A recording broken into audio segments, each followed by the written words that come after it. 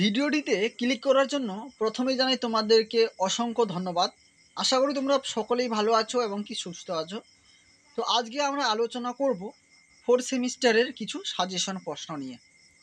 হ্যাঁ বন্ধুরা, 4th সেমিস্টারের কোনো একটি বিষয়, যে বিষয়টি নিয়ে আজকে আমরা আলোচনা করব, সেই বিষয়টি হয়তো তোমরা ভিডিও টাইটেল বা থাম্বনেল দেখে বুঝে গেছো। তো চলো বন্ধুরা, বেশি দেরি করব না, চলে যাব সরাসরি মূল ভিডিওর দিকে। তার আগে আমি রতন তোমাদেরকে সকলকে স্বাগতম জানাই তোমাদের ইউটিউব চ্যানেল আর গুরু দর্শনে। তো বন্ধুরা, তো দেখতে পাচ্ছ ফাইনালি আমরা মূল ভিডিওতে পৌঁছে গেছি।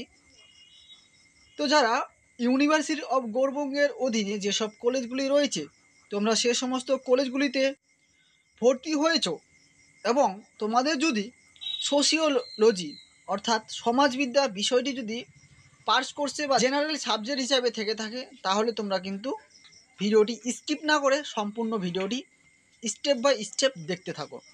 তো বন্ধুরা, সোশিওলজি বিষয়টি যে পেপার কোডটি নিয়ে আলোচনা করব, সেটা হচ্ছে DC4 বা GE4। এই DC4 বা GE4-এর যে পেপার নেমটি রয়েছে, সেটা হচ্ছে Indian social issue and problem. এই Indian social issue and problem থেকে যে প্রশ্নগুলো তোমাদের আজকে দেখাতে চলেছি, সেই প্রশ্নগুলো অতি গুরুত্বপূর্ণ রয়েছে। তো চলো বন্ধুরা, আমরা সেই প্রশ্নগুলো আগে দেখে নিই। তো বন্ধুরা, তার আগে তোমাদের আরেকটি কথা বলে রাখি, তোমাদের বিভাগ কয়ের মধ্যে, অর্থাৎ তোমাদের বিভাগ একটাই রয়েছে, সেটাতে 4টি প্রশ্ন লিখতে হবে পরীক্ষার সময়, এবং প্রত্যেকটি প্রশ্নের মান থাকবে কিন্তু 8 নম্বর করে। তাছাড়া তোমাদের এখানে কিন্তু প্রশ্ন দেওয়া থাকবে 8টি, যার মধ্যে তোমরা বাছাই করে তোমাদের সুবিধা অর্থে তোমরা সেখান থেকে 4টি প্রশ্ন তোমাদেরকে লিখতে হবে। তো বন্ধুরা, তাহলে চলো সেই 4টি প্রশ্ন তোমরা কিভাবে কমন পাবে সেই নিয়ে আজকের এই ভিডিওটি। তো বন্ধুরা, বিভাগ কয়ের মধ্যে প্রথম যে তোমাদের প্রশ্নটি রয়েছে অতি গুরুত্বপূর্ণ, সেটা হচ্ছে ভারতের জাতিভেদ প্রথা মূল্যায়ন করো। দ্বিতীয় প্রশ্নটি রয়েছে ভারতের জাতিভেদ প্রথার পরিবর্তনশীল প্রবণতাগুলি বর্ণনা করো।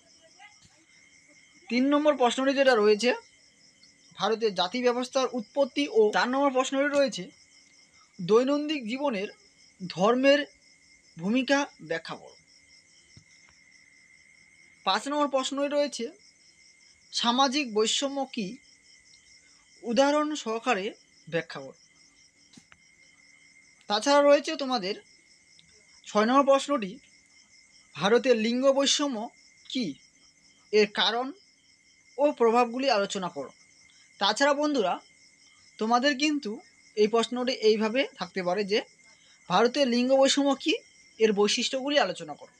তার জন্য তোমরা কারণ, প্রভাব এবং কি বৈশিষ্ট্য, এই 3টা তোমরা এখানে পড়ে রাখবে। তো বন্ধুরা, তোমাদের যদি ভিডিওটি ভালো লাগে অবশ্যই তোমরা ভিডিওটি একটা লাইক করবে আর বন্ধুদের কাছে বেশি বেশি করে শেয়ার করবে।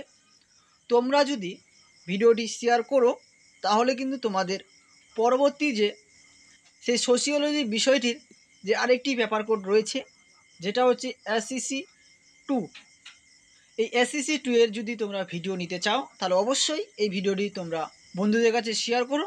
তো বন্ধুরা, তোমাদের এই ভিডিওতে আমি টার্গেট দিচ্ছি, তোমরা যদি এই ভিডিওটি তোমাদের যে সাবজেক্টগুলি রয়েছে DC বা GE, সেই সাবজেক্টগুলি অলরেডি সাজেশন দেওয়া হয়ে গেছে, শুধুমাত্র SEC2 এরটা বাকি রয়েছে সব সাবজেক্টের ক্ষেত্রে।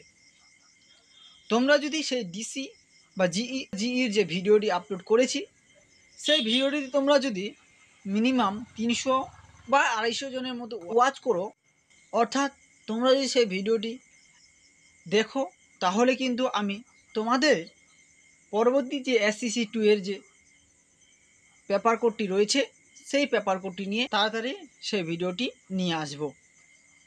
তো বন্ধুরা, চলো এখন আমরা 7 নম্বর প্রশ্নটি দেখে নিই। 7 নম্বর প্রশ্নটি রয়েছে ভারতের জনসংখ্যার বৃদ্ধির কারণগুলি আলোচনা করো। 8 নম্বরটি রয়েছে শহরের ও গ্রামীণ দারিদ্র্যের মধ্যে পার্থক্য আলোচনা করো বা পার্থক্য লেখো। রয়েছে ৯ নম্বর প্রশ্নটি, ভারতের তপশিল জাতির জন্য গৃহীত সাংবিধানিক ব্যবস্থাগুলি কী কী? ১০ নম্বর প্রশ্নটি রয়েছে তরুণদের দ্বারা সম্মুখিত সমস্যাগুলো আলোচনা করুন। ১১ নম্বর প্রশ্নটি রয়েছে সামাজিক সমস্যা হিসেবে শিশুশ্রম সম্পর্কে আলোচনা করুন। ১২ নম্বর প্রশ্নটি রয়েছে ভারতীয় সমাজের বিধবাদের দৈনন্দিন সমস্যা সম্পর্কে আলোচনা করুন। ১৩ নম্বর প্রশ্নটি রয়েছে ভারতবর্ষের বেকারত্ব বৃদ্ধির কারণগুলির উপর আলোকপাত করো। তো বন্ধুরা, এই ছিল তোমাদের কাছে ১৩টি ইম্পর্টেন্ট অর্থাৎ very very very very important প্রশ্ন, যে প্রশ্নগুলি সোশিওলজির DC4 বা GE4 জন্য অতি গুরুত্বপূর্ণ রয়েছে। এই প্রশ্নগুলো থেকেই তোমাদের হয়তো এবছর কোশ্চিন তৈরি করা হবে বা হয়ে গেছে। তো বন্ধুরা, এই প্রশ্নগুলি তোমরা পারলে খাতায় লিখে রাখো। তাছাড়া বন্ধুরা, এই প্রশ্নগুলোর উত্তর অর্থাৎ অ্যান্সারগুলো তোমরা ভালোভাবে রিভিশন করো। তো বন্ধুরা, আজকের ভিডিওটি এখান থেকে শেষ করছি। দেখা হচ্ছে তোমাদের সঙ্গে অন্য কোনো এক নতুন ভিডিওতে।